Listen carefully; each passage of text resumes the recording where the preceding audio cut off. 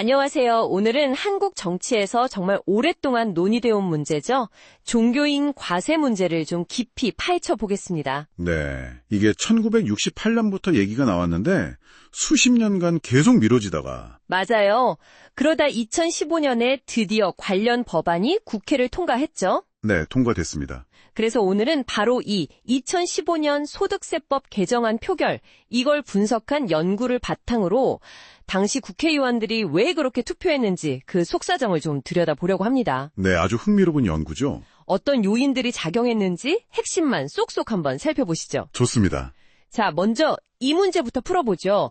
수십 년간 지연되던 종교인 과세가 왜 하필 그때 19대 국회에서 통과될 수 있었을까요?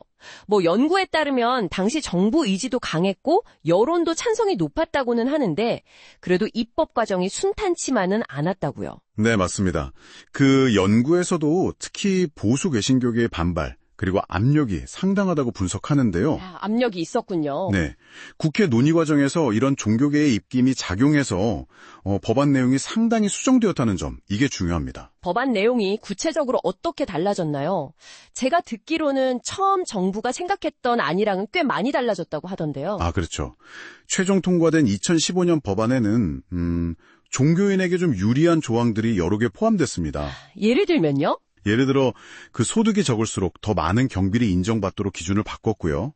그리고 학자금이나 식비 같은 비과세 항목도 추가했죠. 아, 비과세 항목 추가? 네.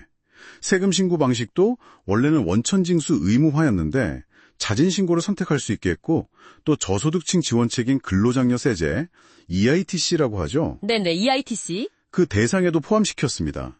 세무조사도 좀 제한했고요.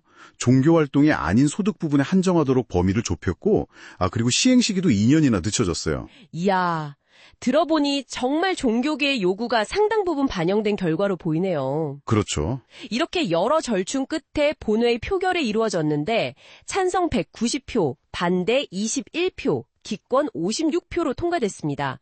자, 여기서부터가 진짜 본론인데요. 네네. 이 표결 결과를 분석해보니 의원들의 찬반을 가른 결정적인 요인들이 드러났다고요? 네, 그렇습니다. 통계 분석 결과 특히 세 가지 요인이 아주 뚜렷하게 나타났습니다. 세 가지요? 네. 첫째는 예상대로 정당입니다.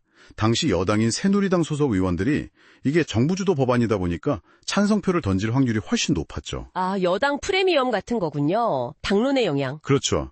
당론의 영향력이 컸다고 볼 수 있습니다. 그렇군요. 그럼 두 번째 요인은 뭔가요? 두 번째는 바로 의원 개인의 종교였습니다. 아, 종교? 네. 개신교를 믿는 의원일수록 이 법안에 반대하거나 또는 기권할 가능성이 통계적으로 유의미하게 높았습니다. 이건 이제 앞서 말씀드린 개신교계의 조직적인 반대 입장, 이게 실제 의원들의 투표 행태에도 반영된 것으로 해석됩니다. 개인의 종교적 신념이 실제 투표에 직접적인 영향을 미쳤다는 거군요. 흥미롭네요. 그런데 세 번째 요인은 아주 뜻밖이라고 들었습니다. 아, 맞습니다. 세 번째 요인이 정말 의외인데요. 바로 차별금지법안 발의 경험입니다. 차별금지법안 발의 경험이요? 잠깐만요. 그건 정말 의외인데요. 저 보통 그렇게 알려져 있죠. 그런데 놀랍게도 과거 이런 차별금지법안을 대표 발의했던 위원들이 이번 종교인 과세법안에는 오히려 반대하거나 기권할 가능성이 높게 나타났다는 겁니다. 아니, 왜죠? 차별금지법을 추진했던 의원들이라면 동교계 입장과는 좀 거리가 있을 텐데 왜 종교인 과세에는 반대나 기권표를 던졌을까요? 이해가 잘 안 가는데요? 연구진도 이 부분을 아주 흥미롭게 분석합니다. 이게 뭐냐면 이들이 종교인 과세 자체를 반대한 게 아닐 수 있다는 거예요. 아, 과세 자체 반대가 아니다. 네, 그러니까 오랜 논의와 타협을 거치면서 최종 법안 내용이 너무 후퇴했고 종교계에 대한 특혜가 너무 많아져서 이걸 제대로 된 과세라고 보기 어렵다, 이렇게 판단했을 수 있다는 해석이죠. 아하, 그러니까 법안의 실효성에 대한 비판, 이런 의미의 반대나 기권일 수 있다는 거군요. 그렇죠. 그런 비판적인 의미의 반대였을 가능성입니다.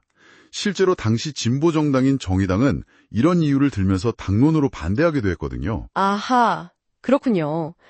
와, 이게 단순히 과세 찬성 반대 이분법적인 문제가 아니라 그 법안 내용이 충분한가 아닌가를 둘러싼 또 다른 차원의 논쟁이 있었던 거네요. 네, 맞습니다.